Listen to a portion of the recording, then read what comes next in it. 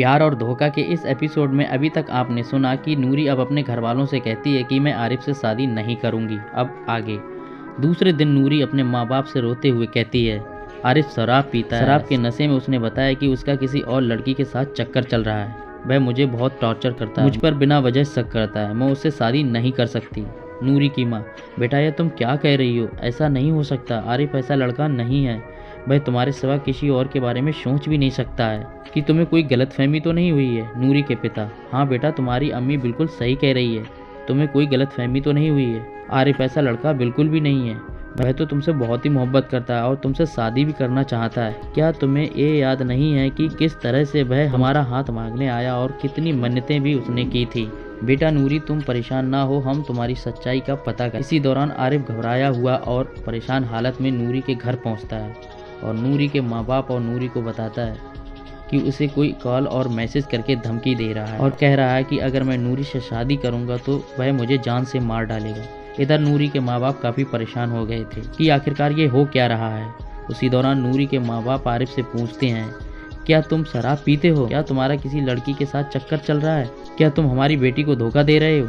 आरिफ, नहीं बिल्कुल ऐसा नहीं है, ये आपसे किसने कहा?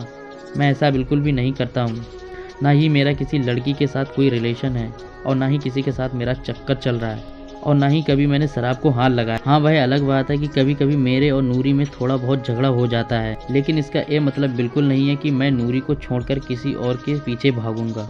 मैं नूरी से ही मोहब्बत करता हूँ और उसी से शादी करूंगा। मुझे लगता है कि ये मुझे फंसाने की किसी की चाल है। कोई है जो नहीं चाहता कि मेरी और नूरी की शादी हो, इसीलिए मुझे बदनाम करने की कोशिश कर रहा है। इस तरह आरिफ सबके सामने अपनी और नूरी की मोहब्बत का सबको यकीन दिला देता है और नूरी से माफ़ी मांगने लगता है और नूरी से माफ़ी मांगते हुए उसके हाथ अपने हाथों में लेकर कहता है जो भी छोटे मोटे झगड़े हुए हैं उसे हम दोनों ख़त्म करके नए सिरे से अपनी ज़िंदगी शुरू करते हैं।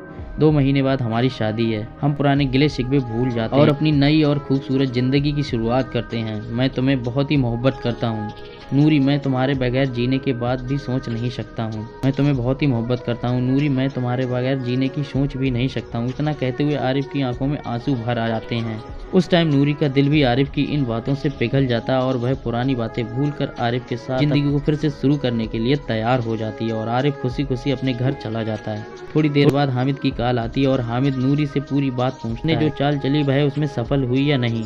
इतने में नूरी हामिद को सारी बातें बता देती है और कहती है कि मैं आरिफ से शादी करने जा रही हूँ, वह मुझे बहुत चाहता है, मैं उसे धोखा नहीं दे सकती। इतना सुनते ही हामिद कहता है तुम्हें कितना भी चाहता होगा लेकिन मुझसे ज्यादा नहीं। मैं तुम्हें दिलो जान से प्यार करता हूँ, मैं तुम्हारे लिए सब कुछ कर सकता हूँ, किसी भी हद तक जा सकता हूँ। अगर तुम मुझसे ना मिली तो मैं अपनी जान दे दूंगा। हामिद ऐसी बातें करके नूरी को फिर से अपने प्यार के जाल में फंसा लेता है और वह नूरी हामिद की ये बातें सुनकर डर जाती है और आरिफ को छोड़ने का पक्का इरादा बना लेती है और हामिद से कहती है कि अब मैं क्या करूं, कैसे इस रिश्ते को जो मेरा आरिफ के साथ है। हामिद तुम परेशान ना हो, मैं बताता हूं कि तुम्हें क्या करना है, मेरे पास तुम्हारी हर प्रॉब्लम का सलूशन है, बस मैं जैसा कहूंगा तुम वैसा करती जाना, ठीक है? नूरी हामिद की हाँ में हाँ मिलाने लगती है। अब हामिद नूरी से कहता है कि तुम अपने माँ बाप से साफ साफ जाकर कह दो कि तुम आरिफ से नहीं मुझसे शादी करना चाहती हो, तुम्हारा प्यार आरिफ से नहीं मैं हूँ। नूरी हामिद की ऐसी बातों से पहले तो बहुत डर जाती है, लेकिन बाद में हामिद के बहुत समझाने पर वह उसकी बातें मान लेती है। आरिफ से रिश्ता तोड़ने का पूरा मन बना लेती है। बस इस एपिसोड में इतना ही। 5वें एपिसोड में देखेंगे हामिद और नूरी का प्यार क्या सच में आरिफ के प्यार को ठुकरा कर आपस में शादी कर पाएंगे।